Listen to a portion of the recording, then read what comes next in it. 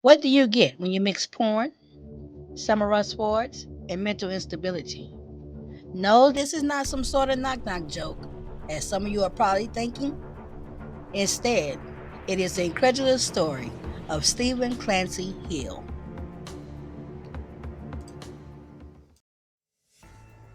On May 8, 1976, born to an interracial family where his mother was black and his father was white, the family resided near the Kennedy Space Center in Florida, where his father worked.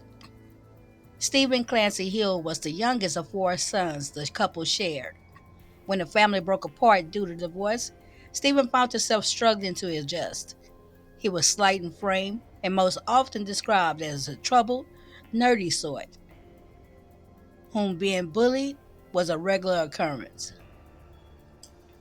In an effort to better defend himself, young Stephen would begin to take martial arts classes. This gave the once frightened and insecure young man a sense of confidence, while at the same time awakening an unhealthy fascination with swords and weapons, all of which will come into play in this truly chilling story. Hill would eventually finish high school and go to the University of Maryland, where he majored in economics. Often an underwhelming student, Hill found himself in big trouble with the law in an event that would later be recalled as what should have been a warning sign of things to come. Nevertheless, after failing to take a test, Stephen approached the course teacher aide and demanded that he give him an A. When that request was met by a no, Stephen Hill promptly flashed a gun and asked, "What is more important to you, giving me an A or your life?" He went on to say that his family had mob ties and that the aide would find himself chopped into little pieces. Thankfully, the aide escaped unharmed and reported the exchange to the authorities. Hill would be arrested a few days later in a traffic stop. A loaded gun and three full magazines were recovered from the vehicle. At the trial, Hill admitted to the threat to the instructor, but claimed that it was only after he had been requested to perform oral sex on the accuser. Now, this, of course, was denied by the victim. Though we will never know where the truth lies in this, what is factual is that Stephen was found guilty and sentenced to serve in prison. But this would later be amended, and instead, he ended up serving an 18-month house arrest sentence. While locked up inside his home, a new obsession would be nurtured in the form of pornography.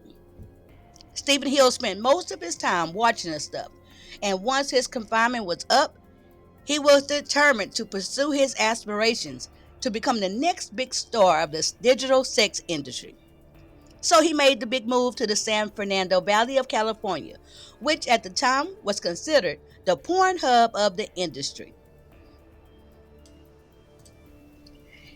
Stephen Clancy Hill would now be known by his self-given stage name, Steve Driver. He found himself not at the top of the tawdry industry, but instead at what was deemed the very bottom. He would be labeled as a mope. Mopes were basically the hanger-ons, the fill-ins, the extras. Making $50 a day would be considered top dollar for these actors. Now Steve Driver, remember his porn name, was unfazed by the reality of his circumstances and position. He set upon standing out in the crowd of mopes. In fact, Steve would often appear in scenes wearing costume monster hands. He considered this his signature, much to the chagrin of castmates and directors alike. Very early on, he met and partnered up with another wannabe adult star, Tom Dong.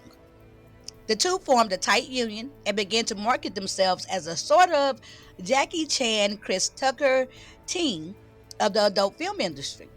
Dong, whose real name was Herbert Hen Wong, would eventually get them in with the Ultima Studio, where in addition to the small pay for doing menial tasks around the place, they would also be provided room and board. So they did the scrub work, but both would eagerly jump at the chance to be called to act, or should I say perform, in the scenes. Unfortunately, as fate would have it, The studio found his attitude and personality aggressive, his hygiene lacking, and his performance, well, let's just say lackluster. So in May of 2010, studio owner Eric Jover would make what was to become a fatal decision to fire Steve and evict him from the premises. The eviction deadline came and went, yet Driver was still there, holding on to some sort of misguided dream of still being the star he was convinced he was meant to be. On June 1st, the task fell to studio manager Christopher Rochelle to finally get Steve off the premises. The situation quickly escalated. Steve attacked Rochelle brutally with a samurai sword that was kept around the studio as a prop. It was quickly realized that the normally dull, safe prop had been modified by Steve, who had sharpened it to the point of being a dangerous weapon. As the bloody fight between Steve and Rochelle ensued, two others heard the commotion and, of course, came to assist and try to stop the altercation. One was Steve's friend slash partner, Tom Dong. Tom Dong would suffer the worst of the violence and rage that day. Hill wielded the sword masterfully and injured Dong multiple times before fatally stabbing Dong in the midsection. Tom Dong would be the only one to lose his life that day, while the other two victims sustained major injuries but was able to eventually recover. Steve fled the scene in his SUV and went on a run for several days. A $2,000 reward was issued by the Ultima Studio for any info that would lead to his capture and arrest.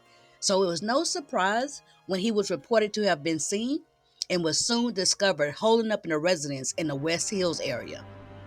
Somehow he escaped from the house and headed up to a nearby cliff, all the while brandishing the sword and threatening to harm himself or worse, others. What would follow is unbelievable. There will be a 9-hour standoff between a SWAT team and a now frantic and desperate Steve Hill. When officers eventually tased Hill, instead of relinquishing his weapon and himself, as the police had hoped, he jumped off the cliff's edge and fell over 40 feet to the bottom. Although he was rushed to the hospital, Steve Hill succumbed to his injuries and died. Ironically, after all of this, both Steve Driver, born Stephen Hill, and Tom Dong would rise to somewhat notoriety due to this tragic tale. So again, what do you get when you mix porn, samurai swords, and mental instability? Stephen Hill and his chopped and screwed true crime story.